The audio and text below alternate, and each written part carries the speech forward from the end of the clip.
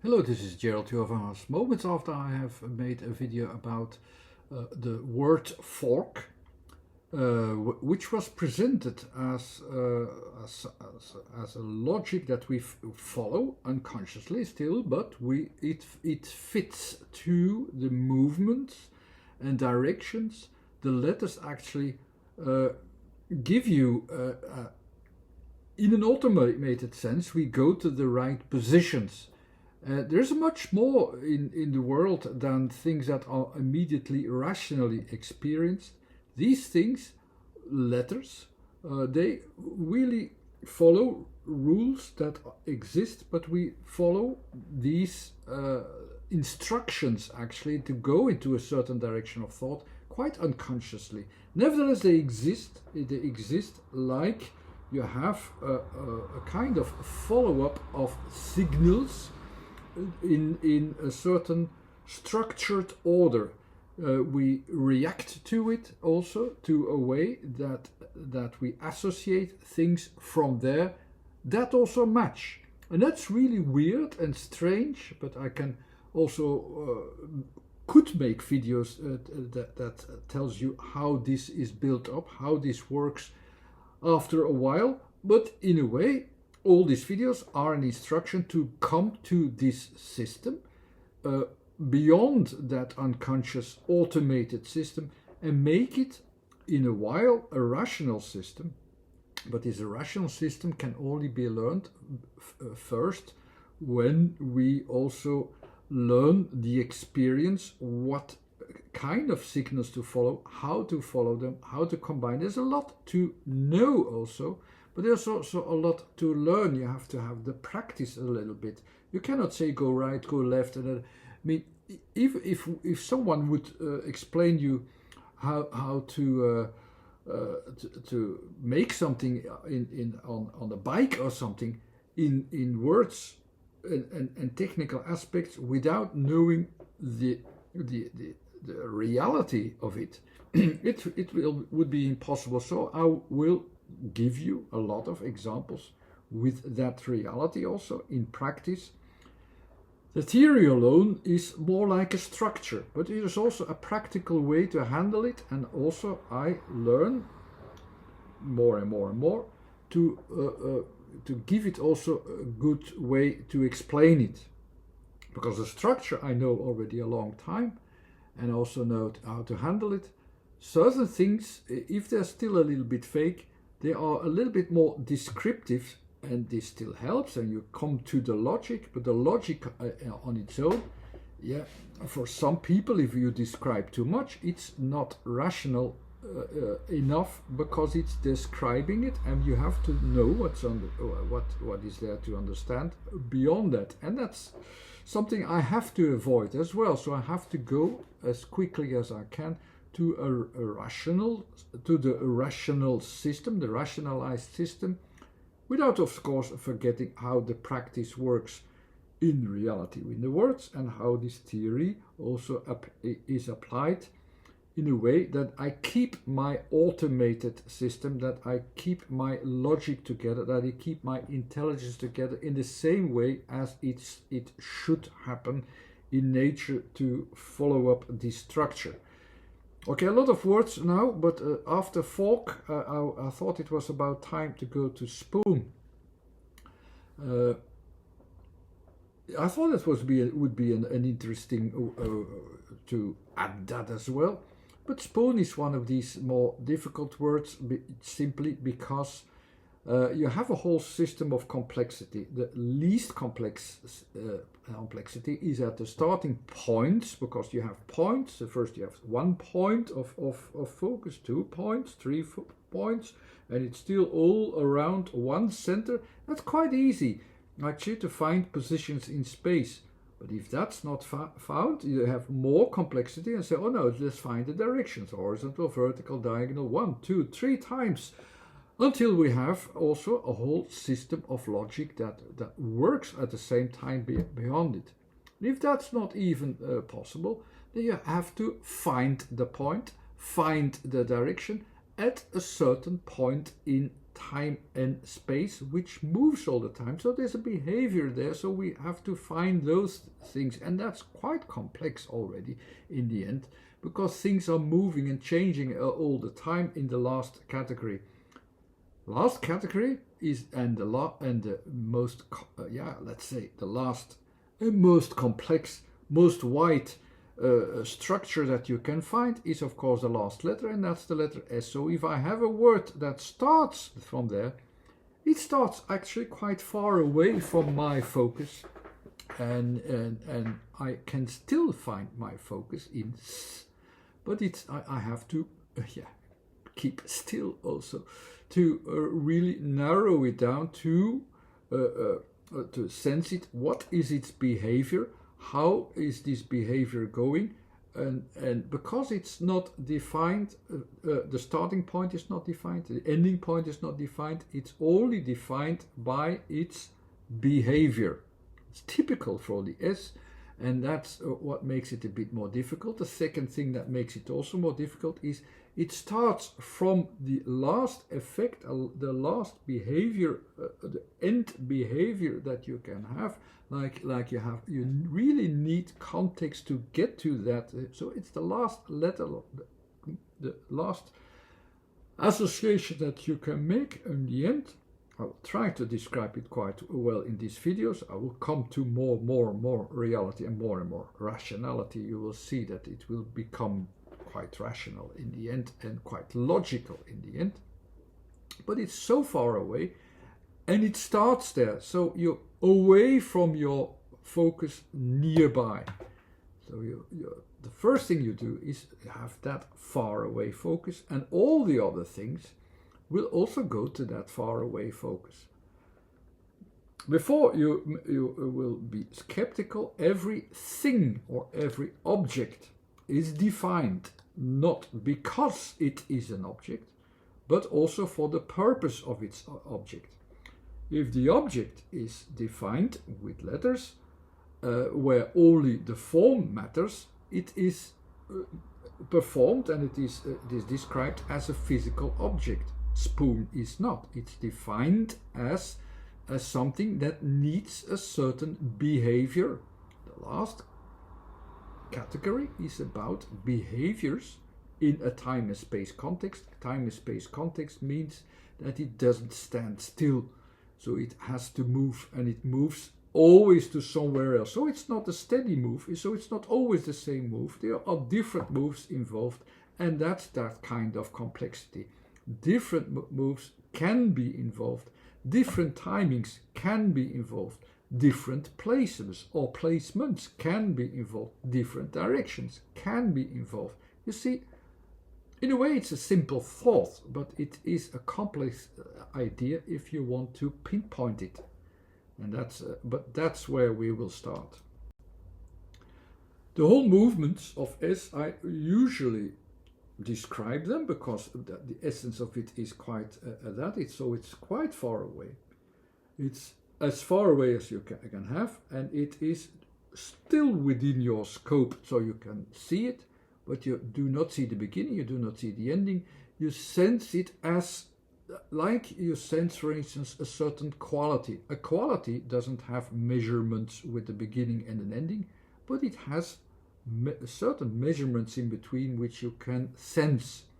And that sensing is also done in somewhere innerly. So you always have three aspects there. So you have the where it's more or less is able to begin its appearance, where it will also more or less end its appearance, and where this appearance will be experienced. In that way, inside, outside, you will have an experience with S.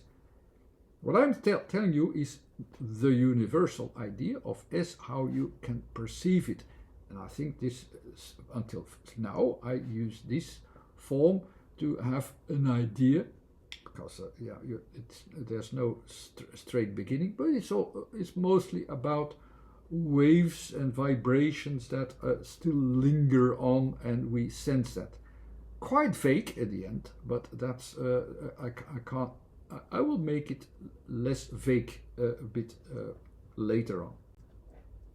The next letter will be the P.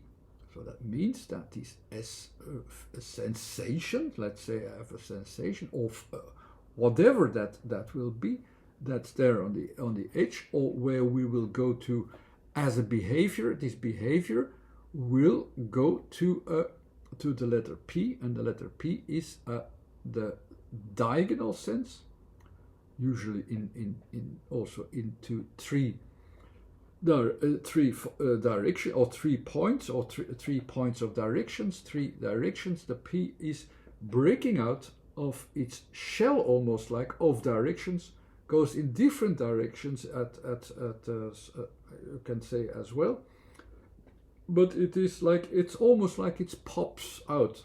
All the directions of the second category are directing you from space to movement to actually almost a conclusion at the end. So there's a lot of movement going on. Where is this movement leading to? The last letter of that second category is the P, and this P will always lead to the end of a process also. So it will say, okay, let's process the whole thing, what we are doing, to a certain point. The S itself was a set of behaviors, and we're going to push out then at a certain point an idea or whatever that is. You don't know that at this point, something that has been popped out, let's say. What's the next letter? The next letter is the O. Usually, if we start from O, and we start in the general sense, the O starts from, let's say, my position of the interpreter in space, going beyond it. Beyond it means I'm going to breach my own space, and I'm going to do something or follow up something which is beyond space, meaning in time, in the process. And so I follow up a process, I'm going to the process. With the double O, it's of course going to a process also elsewhere. So I'm going to a process outside my own scope, also outside my own environment, into another environment even, and I see what starts there, what is starting there, or what I can start there, because I'm still the initiator at that point. So the next letter then is the N. The N on its own will start also at that point from me, or from the thing, is maybe even better, or in this case then also somewhere else.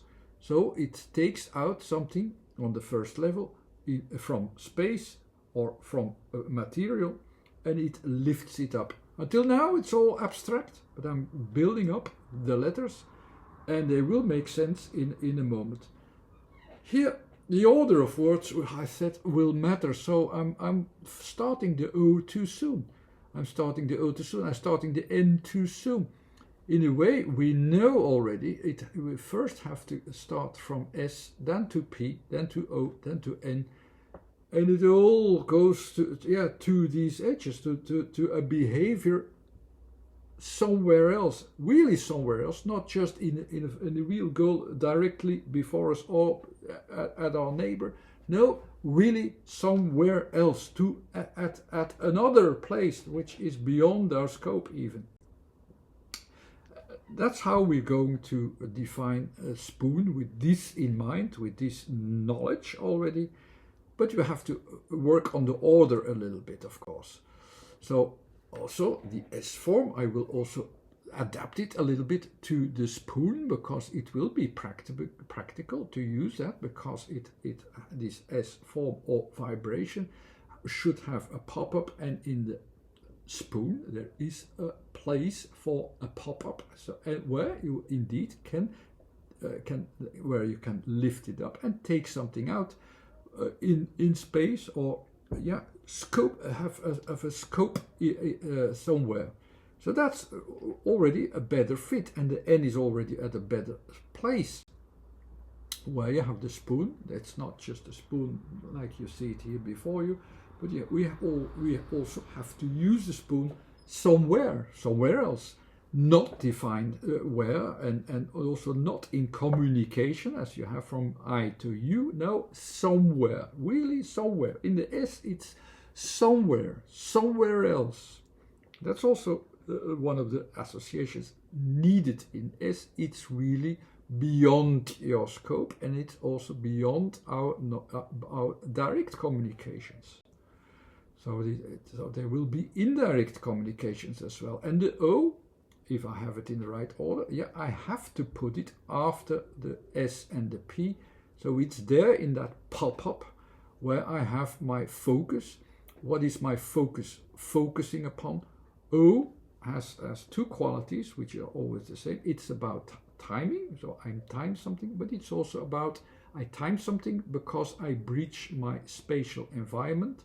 So the spoon also has a spatial environment, but it's also breaching it. It's the environment in it, the surroundings in it matter. It includes them, it connects to them, and it connects also. It will also connect to another environment. So I will move my focus of O, of course, further on, and of course up is maybe even better as well. Where I have because I pop it, I will indeed also pop it up where I will focus what I will do with that. What will I do with that? I will have a double O actually, not just one O. And that double O means I breach also my own environmental connections to do a movement, to make a performance, to make a process. Certainly after a P, I will process something, I will include something in the environment to make a timed thing.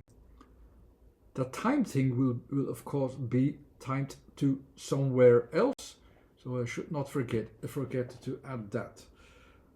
So let's wipe out what I do not need and just leave out only what I really have there in the end. That will be a bit better. And let's describe it already.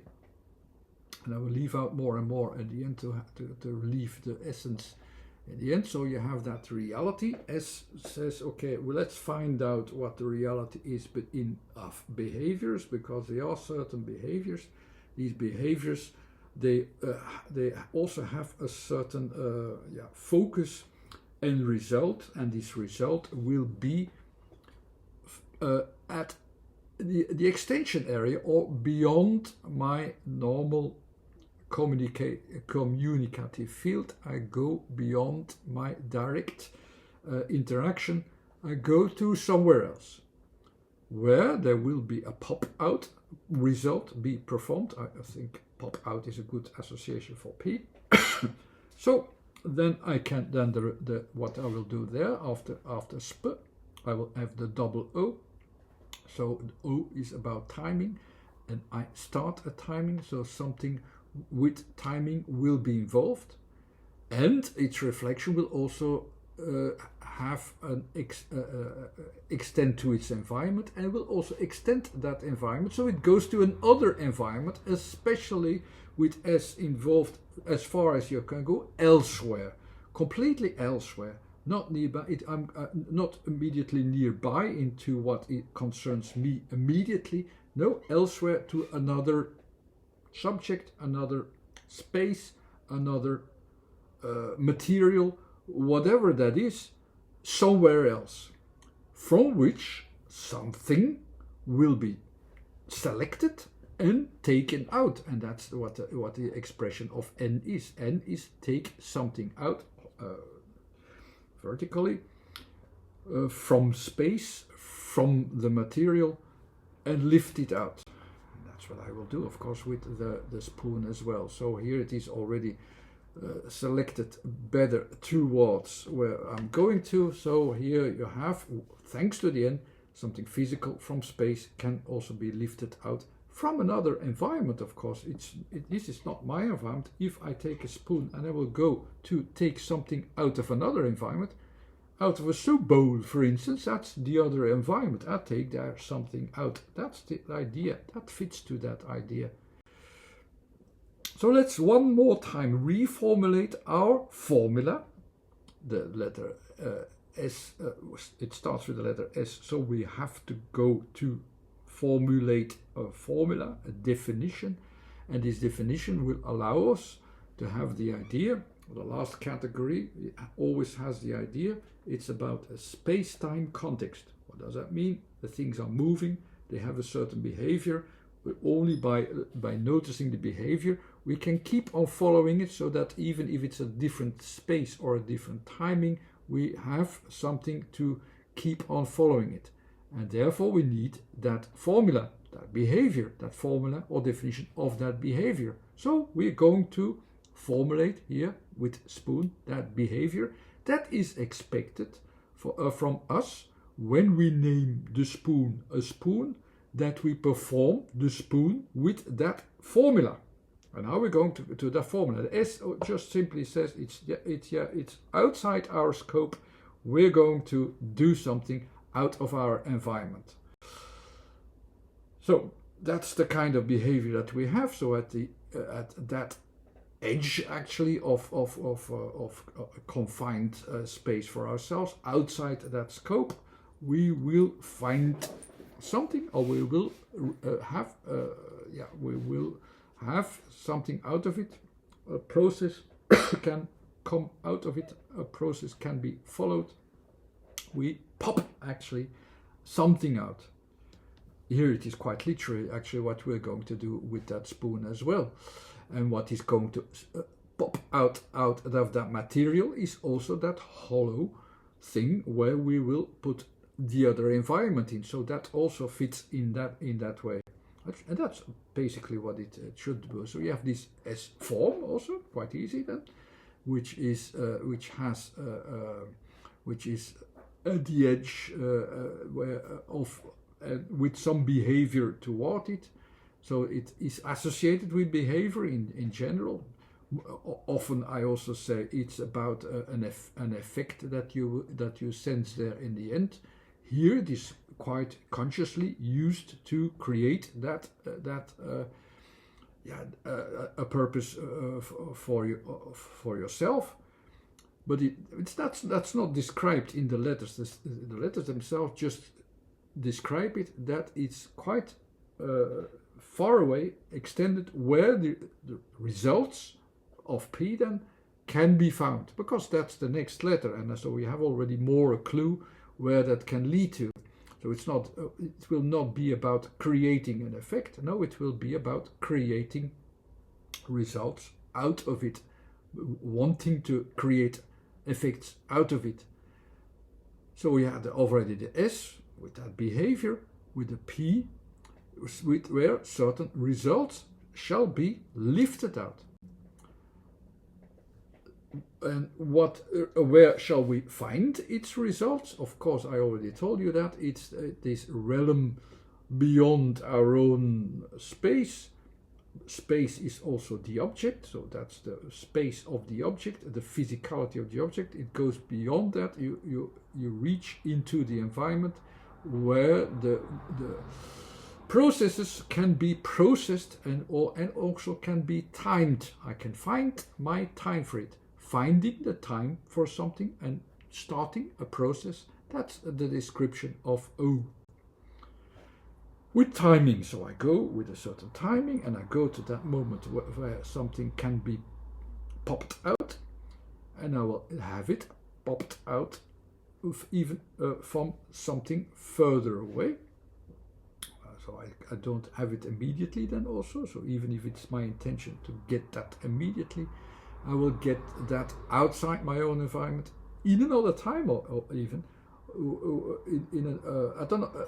It's also in another place, but it's like you stretch that timing in a way towards that other thing, other conditions, until certain conditions even can be started.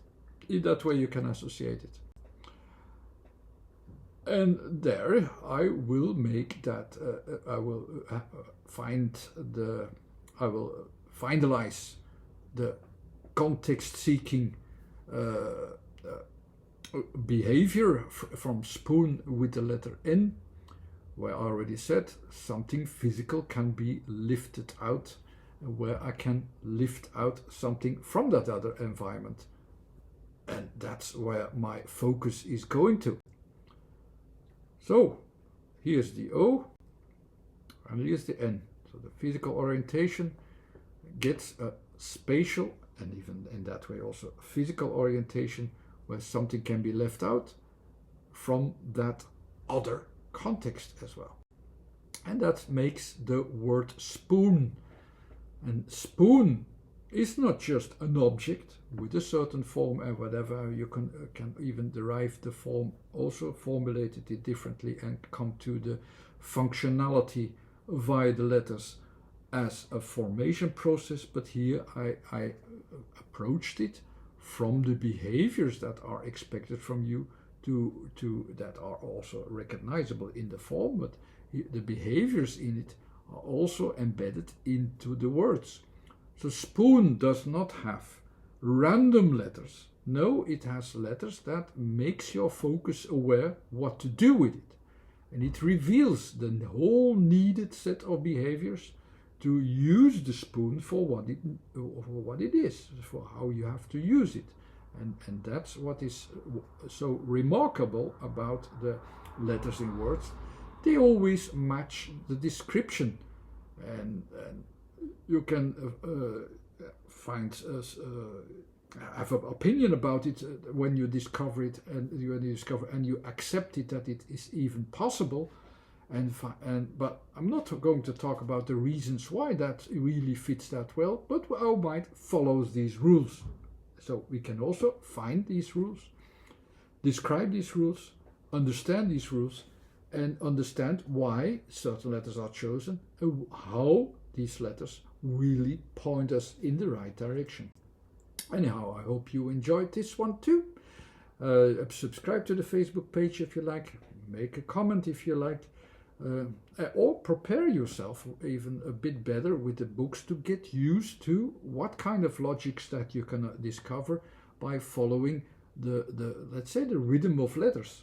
There is this rhythm is followed up also within a numerical system, a geometrical system, in all kinds of way. And there's a second part in that book, the application of the word too, where you can find out how many old systems there were as well, and I compare it a little bit to the new system as well, to get used, so that you can get used to the logic that makes sometimes also itself at certain point and keeps its logic together. But we have to be able to keep that logic together as well into the full context of the whole alphabetic system. Different alphabetic systems, different rhythms, and different systems as well. They match the orientation in certain countries, in certain even with certain religions in these countries, or with certain climate in these countries or areas. Make it also so that the order of sounds and letters sometimes has another system behind it that keeps it all together. And that's also interesting, more complicated, more spiritual in a way as well. But that also can be found out in that second part. Thanks again for watching. Bye-bye.